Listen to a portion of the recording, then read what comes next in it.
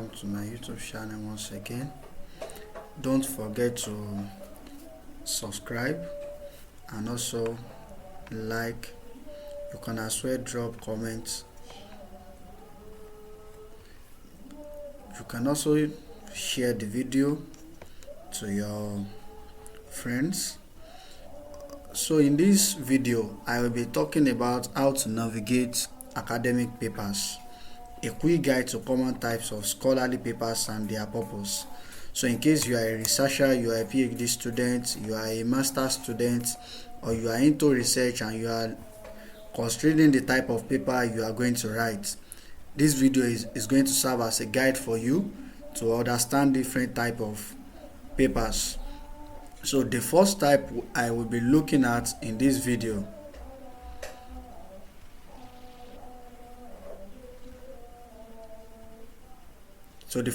is a review paper. So I'll be looking at a review paper. A review paper synthesizes and evaluates existing literature on a specific topic.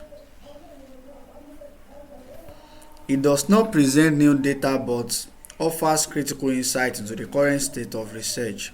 So what review paper has to do with is you don't have to go to field, you don't need to conduct a new study, you just have to gather the existing data, the existing literature, and you are now synthesizing them together. You are evaluating them to look at the gaps in each of those papers. Then it is an excellent way to identify research gaps, emerging trends, and areas for future study, providing a comprehensive overview for readers. So take for instance, if you are in the field of science education and you want to carry out a review paper, what you need to do is you can decide to select areas of your interest. If I'm looking at AI and science education, I can start gathering data. Those people who have conducted an empirical study on AI and science education. So I will now start looking at what is the gap, what is the trend, what have they considered. So doing this will help me to identify the research gap in their studies. And this always follow Prisma method, which I will also be explaining in subsequent videos. So the next one I will be talking about, still on that type of paper, is empirical or original research paper. So you can refer to this paper, either you call it original research paper or you call it empirical paper. Some also refer to it as article paper as well. Now in this, it is referred to as original paper. You need to conduct your research, you need to go to field, you need to gather data, gather information, either through qualitative or quantitative, either through primary or secondary data. So what you need to consider if you are going to carry out or a study on empirical type of paper? What you need to do is, it follows the sequence of IMRAD, and I believe you might have been familiar with that. What is IMRAD? IMRAD is introduction, methodology, results, and discussion. So it means if you are going to write any empirical paper, what are they looking for in your empirical paper? The first thing is introduction, that is the context and the research questions. Then you also have to talk about the methodology, which is the research, how the research was conducted, the research design, the research instrument, the validity and reliability, the method of data analysis. So those are what you are going to have under your methodology.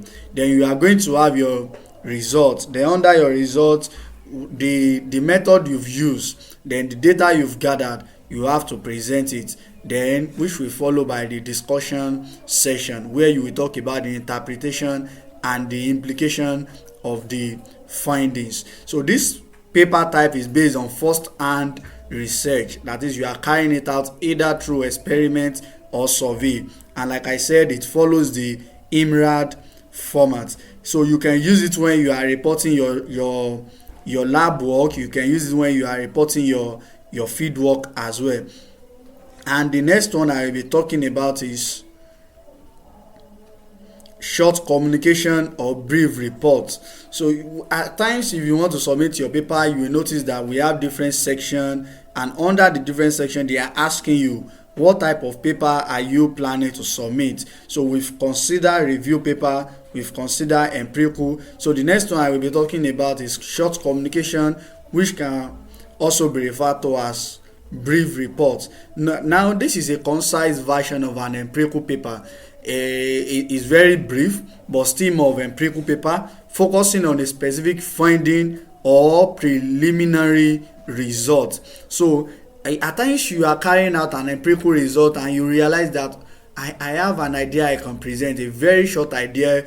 You can extract it out from your empirical studies, and this can serve as a short communication. Now, why short communication? It aids fast tracking. That is, if you are looking at how you can communicate your idea as fast as possible, you can go for short communication.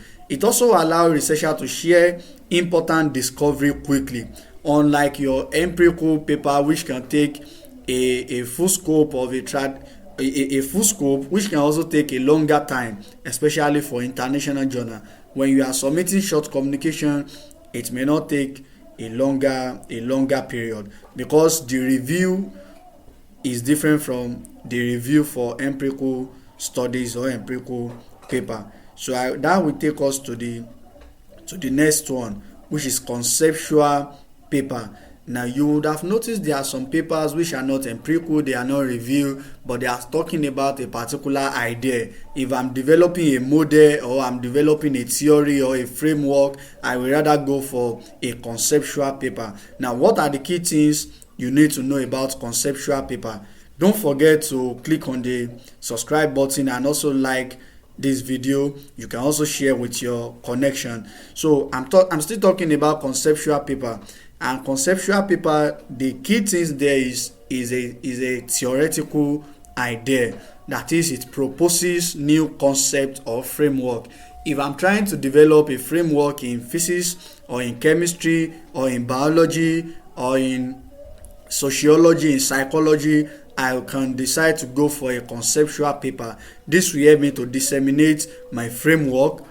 And another thing about it is advancing thought, critical for pushing academic boundaries. You would have seen some papers which are conceptual paper, talking about model, talking about theory, and also it is not data driven, focuses on ideas, not empirical results. So this type of paper introduces or develop a theoretical idea or framework, contributing to the advancement of thought within a discipline, even if not directly based on new data. At times it may not be based on new data.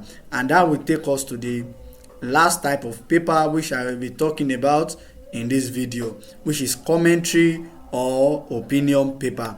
Don't forget, it is also acceptable for you to share your opinion.